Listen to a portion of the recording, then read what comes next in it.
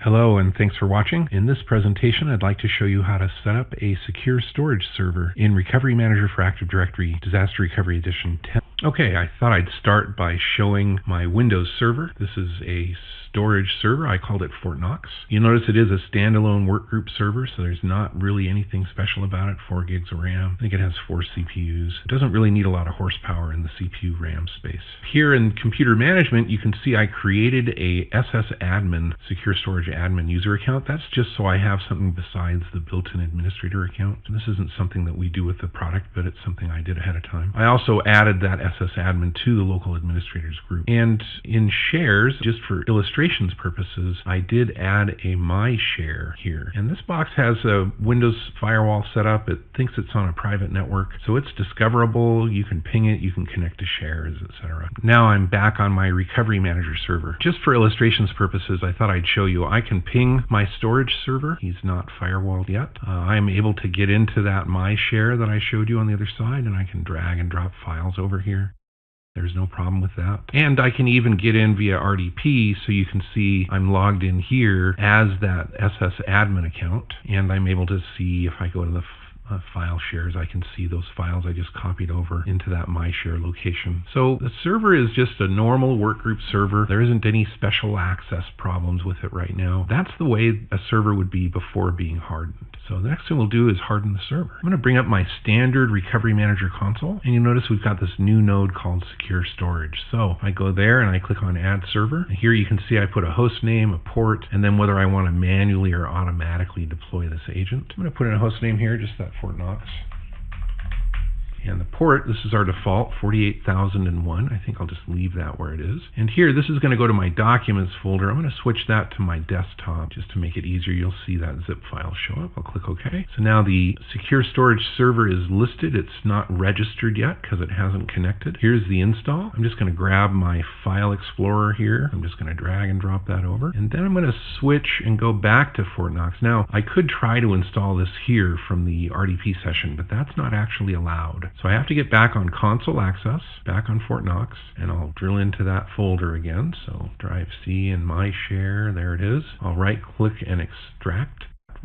And you can see here it has 4 files: the agent itself, the TLS encryption key, an install.bat file, and then an agent settings. This settings right now just contains the port number we decided on. So I'm going to right click on install and run as administrator.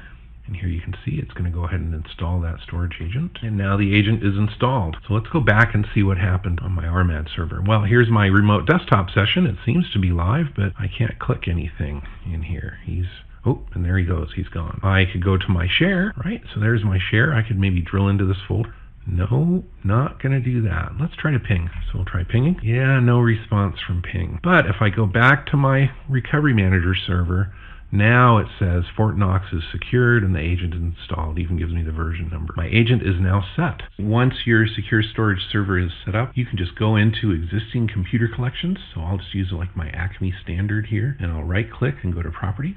And we've changed these. It used to say console storage and DC storage. Now it says local storage and remote storage. Secure storage works off the remote storage tab. So you can see down here below, I have this option to save backups and to save them to the secure storage server of my choice, because I can't have multiple secure storage servers. And here I can also see that there's credentials here. The secure storage agent is going to use these credentials to reach the backup, which is on my app server. That's my RMADDRE server in this case. And here's where I'm storing those. So if I'm not using remote storage, I can't use secure storage. So keep that in mind when you're configuring. And lastly, this retention period here, this has to do with Tier 1 storage. You'll notice there's a thing here for seeing documentation about secure storage retention. It doesn't work by number of copies. It works by number of days. So we'll look at that in just a moment, but I'll click OK. I'm going to pause the video while I take care of Aussie and Poodle the same way. And now I can go ahead and run these backups.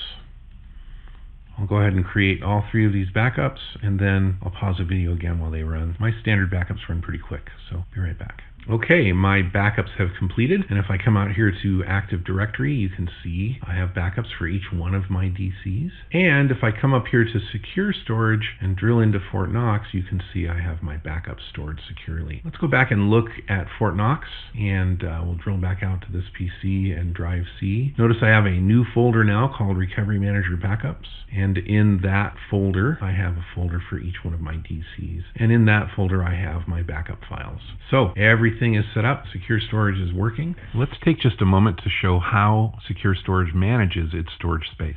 Notice I have a Drive C and a Drive D. And if you remember when I drilled in to see where my backups were stored, the storage agent created this folder and put all the backups here. Drive D is empty. The storage agent actually watches the size of the drive that it's storing backups on. And when that gets down to about 1 or 2 gigabytes, it stops recording backups to that location and it looks for another drive. So if you'll notice, I've got about 13 gigabytes free here. I am going to kick off a bare metal backup on my servers. Those take 18 gigabytes apiece. And I think you're going to see right away that none of them will fit here. It's going to just jump right over and put them on Drive D. So let's go do that. Back on my app server, just go to Acme Full first and create backup, and then Aussie Full and create backup, and Poodle Full and create backup. Now while these are running, I thought I'd do one other thing. Back here on the Secure Storage server, if I click on PowerShell, we actually install a PowerShell module for you. So it's here. So there is a command. You can check your hardening status. That's kind of nice. See that everything is secured. But there's also a server retention policy. And here you can see the days to keep is set to 1. Now by default, it's set to 0. So you can come in and just set, and then days to keep, and set whatever value you like. Maybe it's 30. Maybe it's 3. Or maybe, since this is my lab, it's 1. And that way, when backups get created, we're only keeping 1 day's worth, or 30 days worth, or 3 days worth. That's not the same as number of copies. So if somebody was to get into your environment and try to push old backups out, what they'd end up doing instead is filling up the Secure Storage server, and your backups by days to keep should still be there. I'm going to go ahead and let these backups that are running finish, and then we'll be back. Okay, we see the bare metal backups are complete. Looks like all of my bare metal backups, my full backups, have finished successfully. And if I come down here and look in my bare metal backups container, by the way, this is a new feature too. We used to keep these all in one, but now the bare metal are in their own container. I can see these 18 plus gigabyte files. And if I come here to Secure Storage, I can see those as well here. Those 18.5, 19.2 gigabyte files. Now, if I go look at Fort Knox, and here I'll probably need to refresh. Yeah, for sure, those backups for bare metal, because they were bigger than the available space on Drive C, they came over to Drive D. One more thing back on the app server. When we go down here to Fort Knox and we look, you can see these say integrity check. If I right click on one of these backups and I say check integrity, the storage agent will run a script to get a checksum of the backup. And the backups on Tier 1 storage were checksummed at the time of creation. And so we'll check to see if those checksums match, and you can see there that one passed. So we know it's exactly the same backup as in Tier 1. I'm going to go ahead and do that for the rest of these. So they're all doing their integrity check, and then we'll see that result.